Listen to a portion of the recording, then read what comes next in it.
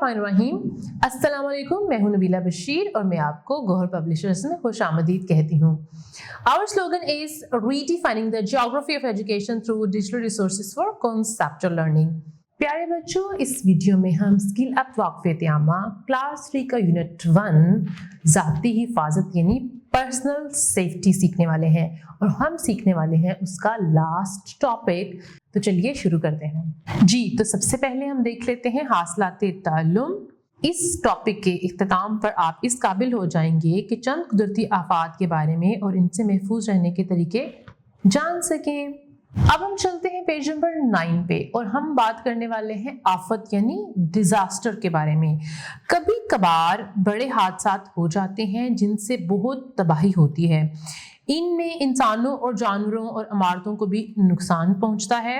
ऐसे हादसे को आफत कहते हैं। ठीक है, आफत की जमा होती है आफात। कुदरती आफत ऐसा हादसा जो कुदरत की तरफ से रूह पजीर हो कुदरती आफत कहलाता है, जैसे कि ज़ल्ज़ला, सैलाब, आंधी, समुद्री तूफान, लैंडस्लाइडिंग और वबाई अमराज जैसे कोरोना वगैरह कुदरती आफात हैं। तो आप ज़रा तस्वीर को गौर से देखें। सबसे पहले तस्वीर है ज़ल्ज़ले की, यानी जिसमें ज़मीन हिलती है और इमारतें गिर जाती हैं। उसके बाद सैलाब है जिसमें बहुत ज़्यादा पानी आ जाता है। आंधी है जिसमें बहुत तेज़ हवाएं चलती हैं। समुद्री तूफान है जिसमें कि बहुत ज़्यादा तेज़ हवा के साथ पानी का बहाव तेज़ हो जाता है। लैंड स्लाइडिंग है जिसमें कि पहाड़ों से पत्थर वगैरह नीचे गिरते हैं। और वबाई अमराज जैसे कि हमने बात की कोरोना की। ठीक है, तो ये सब क्या है? ये हैं सब नेचुरल डिजास्टर्स। अब हम सीखेंगे सैलाब के दौरान एहतियातें।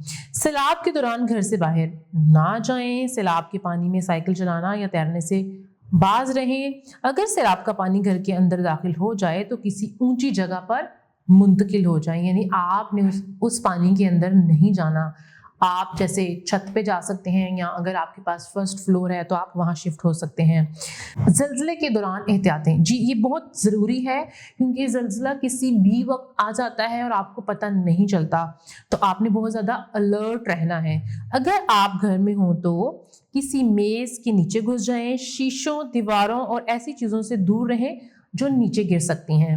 अब हम चलते हैं पेज नंबर 10 पे। खड़े ना रहें, बैठ जाएं। अगर घर से बाहर निकलने का वक्त मिल जाए तो बाहर किसी खुली जगह पर बैठ जाएं। और आपने कोशिश करनी है कि ज़ल्ज़ले के दौरान आपने ज़्यादा दौड़ना नहीं है। आप जहाँ भी खड़े हैं आपने वहाँ बैठ जाना है। अगर आपको कोई ऐसी जगह मिल रही है जैसे कि टेबल वगैरह, आप उसके नीचे चले जाएं। जैसे कि सीढ़ियों के नीचे वाला हिस्सा बहुत ज़्यादा मजबूत होता है, आप वहाँ पे भी अपने आप को सिक्योर कर सकते हैं। अगर बाहर हों तो आप क्या कर सकते हैं? इमारतों और बिजली की तारों से दूर रहें क्योंकि इमारतें बहुत ऊंची होती हैं और वो आपके ऊपर गिर सकती हैं। और तारों से क्या होगा? आपको करंट लग सकता है। आग वाली जगह से फौरन दूर जाने की कोशिश करें क्योंकि आग फैल सकती है। इमारत में धुआं भर जाने की सूरत में रेंग कर बाहर आएं और मदद के लिए पुकारें। जी बिल्कुल, अगर आपको लग रहा है कि बहुत ज़्यादा धुआं है तो आपने वहाँ से चलते हुए बाहर नहीं आना क्योंकि आपके सारे एटमॉस्फेयर में आपको धुआं नजर आएगा। आपने नीचे बैठ जाना है और लेट के यानी रेंगते हुए बाहर जाना है क्योंकि वहां पे धुआं कम होगा, क्योंकि धुआं ऊपर की तरफ उठता है।